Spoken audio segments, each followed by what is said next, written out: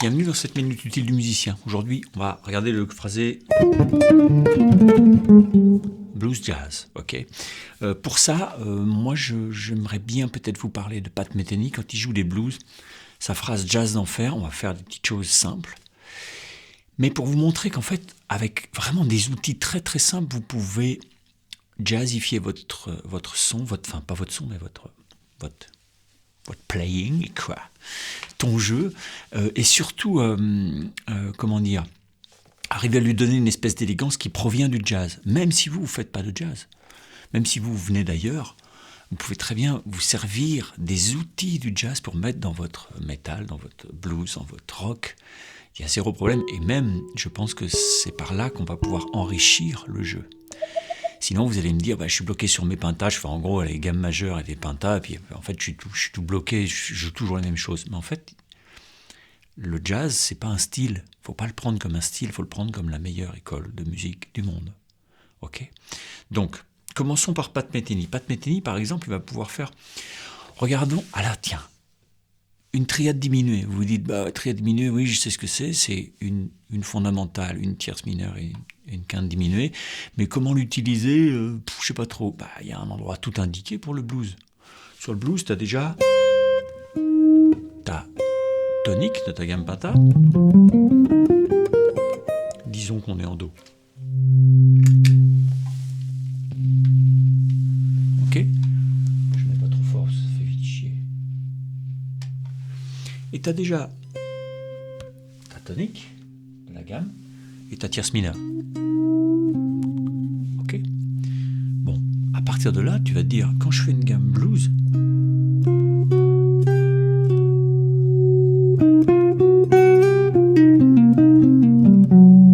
ok, tu mets une... Je vous avais dit que ça faisait vite chier. Tu mets une quinte diminuée dans ta gamme. Ok ? Cette quinte diminuée, il suffit que tu ne mettes pas la carte et que tu ne mettes pas la quinte, et si tu la lis avec ta tonique et ta tierce mineure, ça te fait une triade diminuée. Triade diminuée du 1, c'est-à-dire de ton do. On est en do, le 1, ce qu'on appelle le 1, le premier degré, c'est do. Ok ? Et quand Pat Metheny fait un truc dans le genre, je vous le fais tout doucement, mais lui, peut-être il fait... Ok, à plusieurs doigtés, je vais vous en parler, mais tu fais... Ok, qu'est-ce qu'il fait là ? Il fait...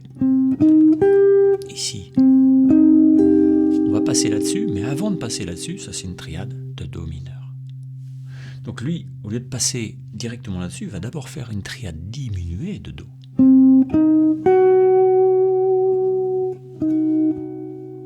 Salut les amis. Ok ? Et ensuite, il va rebifurquer pour rétablir un peu Il va passer par la sixte, et avec la quinte diminuée, sixte, ça lui permet d'approcher celle-là. Il fait droite, gauche, bim, comme cadrage débordement au rubis. C'est ce qu'on appelle une double approche. Approche chromatique par le dessus, approche diatonique par le dessous. Je reprends. Approche chromatique par le dessous, approche diatonique par le dessus. Je commence sur la tonique. Et ensuite, je vais descendre ma fameuse triade mineure.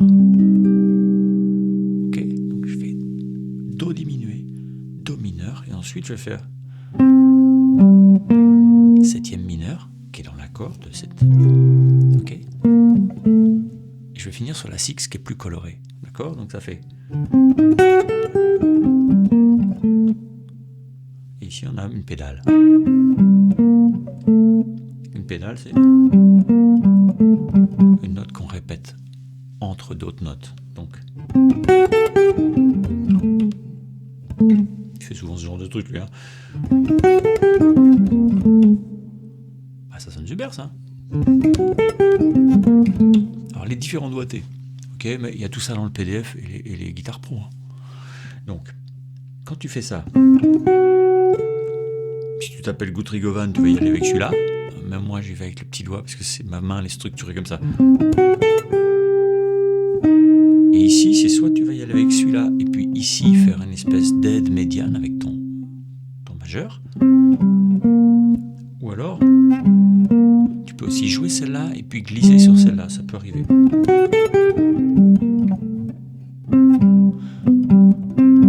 Tu peux faire presque un petit barré, mais si tu fais un barré, celle-là risque de sonner avant, parce qu'en la posant, faut faire gaffe à pas faire trop de bruit. Bon, à toi de voir. Donc soit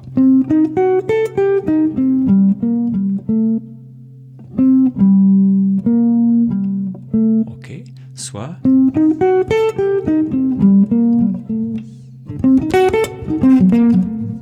voilà, c'est à toi de voir selon ce que tu préfères.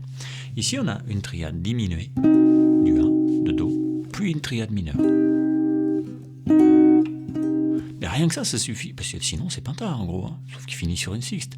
Mais sinon c'est penta, il fait que dalle là-dedans. Mais il se sert de ces petits arpèges-là pour sonner jazzy. Bon, lui, son jeu est purement jazzy quand même quand il fait du blues, c'est un jazzman, Pat Metheny. Ok. Ce plan, tu fais... il commence sur le temps, et il finit sur le contre-temps. 3, 4... Et si tu le commences sur le contre-temps, il va finir sur le temps. Je vous conseille de bosser, de travailler des plans, de fabriquer des phrases, de vous fabriquer du vocabulaire en commençant sur le temps et en finissant sur le contre-temps ou l'inverse. Parce que les phrases qui commencent sur le temps et qui finissent sur le temps, je vous montrerai un exemple peut-être, j'essaierai de trouver ça, alors ça peut vite faire un peu lourdingue. Pas forcément, ça dépend de si c'est pas intéressant ce que tu fais, qu'en plus ça commence sur le temps, que ça finit sur le temps, ça commence à faire beaucoup de bas du front. Ok, faut essayer d'être un tout petit peu plus. Vas-y que je te mette un peu. Ok. Il aurait pu faire l'inverse dans ces deux triades. Au lieu de faire. Il aurait pu très bien faire. Ok. Et puis là, viser la quinte par exemple. Hein. Ok.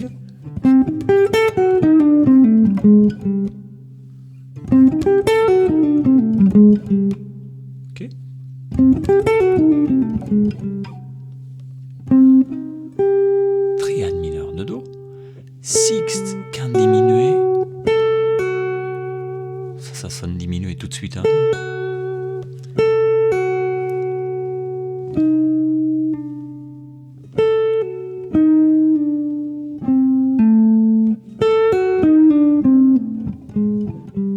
Continue un petit peu ces descentes en tierces.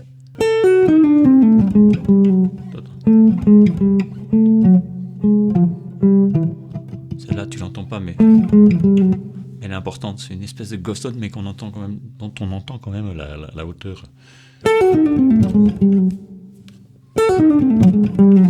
Ok.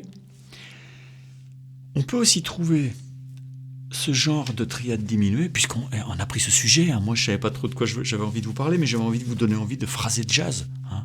Et pourquoi ? C'est parce que j'ai fabriqué une formation où on prend des outils super simples, des triades, des arpèges, des machins, des fragments de gamme, mais y compris de pentatonique. Et comment sonner jazz avec ça ? En tout cas, rendre de l'élégance. La différence entre Robin Ford, Larry Carlton, Scofield, des mecs comme ça, et puis ton voisin qui fait du blues, c'est le phrasé. C'est juste le phrasé, d'accord ? Donc j'ai fait une formation qui parle de ça. Allez-y, hein, elle est super.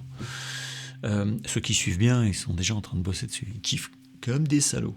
J'aime bien cette expression, kiffer comme des salauds. On pourrait dire kiffer comme des cochons, mais je sais pas si le cochon le jazz. Donc, Scofield, il va plutôt aller chercher sa triade diminuée autrement, lui. Ok, il va aller... Il est plus vicelard dans son phrasé, c'est plus disjoint, tu vois. Et lui, il ferait plutôt... Et c'est là tordu. Là, c'est purement diminué, mais il va faire plutôt... Alors, qu'est-ce qui se passe là-dedans ? Il va prendre...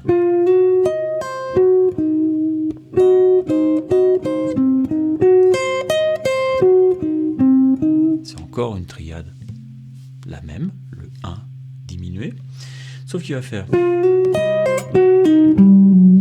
il vient chercher la quinte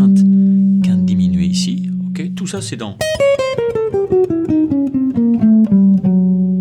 la gamme diminuée mode 2 de Do.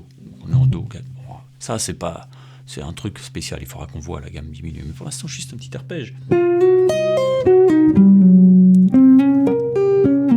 Ok, là, c'est la base de sa pensée. Et il reprend ici. Donc, il a fait. Ok, c'est 2 arpèges diminués, mais en fait, c'est les mêmes. Ça fabrique le même monde diminué, on va dire. C'est pas les mêmes, mais ça fabrique le même monde diminué. C'est un peu comme si tu mélangeais l'arpège de Do diminué. Et puis ici, c'est plutôt Mi diminué. Mais bon, tout ça, ça fabrique une espèce de Do diminué mode 2. Bon, c'est pas très grave. Et puis à la fin, surtout, regarde ce qu'il fait.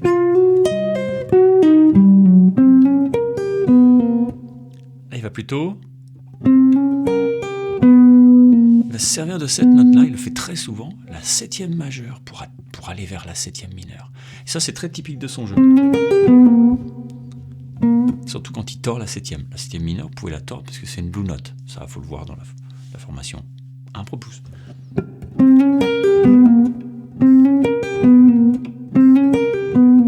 Donc, tout doucement.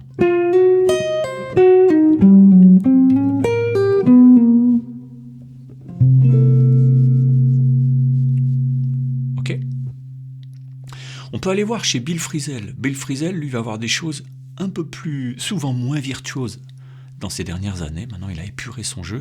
Dans les années 90, a envoyé du bois quand même. Et Bill Frisell, c'est toujours un peu malin, un peu rigolo, un peu poétique, il vient directement de Thelonious Monk. C'est un immense fan de Thelonious Monk. Donc lui, ce qu'il va faire, par exemple, il va se débrouiller.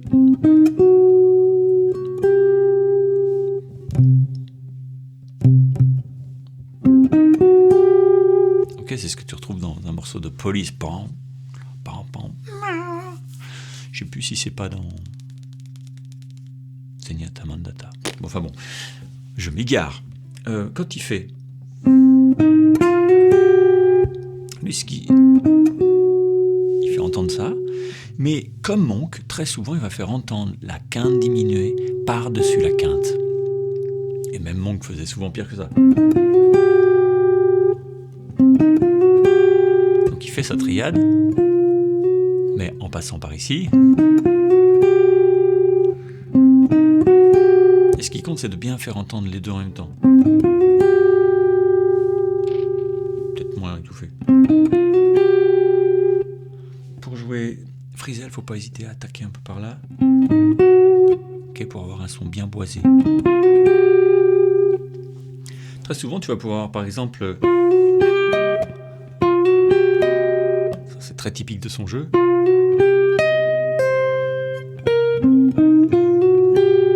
Il laisse traîner toujours cette quinte diminuée, machin. Mais par exemple,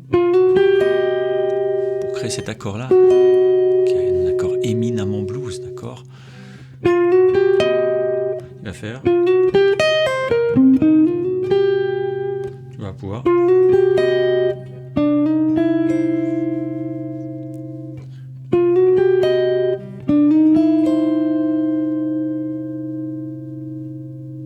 Et ici, on a toujours notre 1 diminué. Ok, ça c'est juste des petits trucs, mais c'est des trucs. Ok, mais en travaillant ça, tu ouvres ton oreille. Je vous ai fait les GP et le PDF pour bosser là-dessus, mais si vous voulez des milliards de trucs comme ça, des espèces d'astuces pour sonner jazz tout de suite, pas dans 10 ans quand je serai bon en jazz, c'est pas ça qui m'intéresse. Ce qui m'intéresse, c'est de donner de l'élégance, c'est-à-dire que petit à petit, tu arrives à trouver, là, en 1 mois de formation, tu arrives à trouver des outils pour te faire sonner tout de suite. Il y a plein de gens qui m'ont envoyé un mot en me disant « Hey, j'ai bossé 4 heures sur le premier module, ça y est, mon jeu, ça y est, j'ai trouvé. » Tu comprends ? Et c'est pas magique, c'est juste qu'il y a des petites choses à savoir sur le phrasé, comment on fait pour tournicoter les choses, comment on fait pour aller choisir telle note, puis après telle note, puis après pour revenir ici.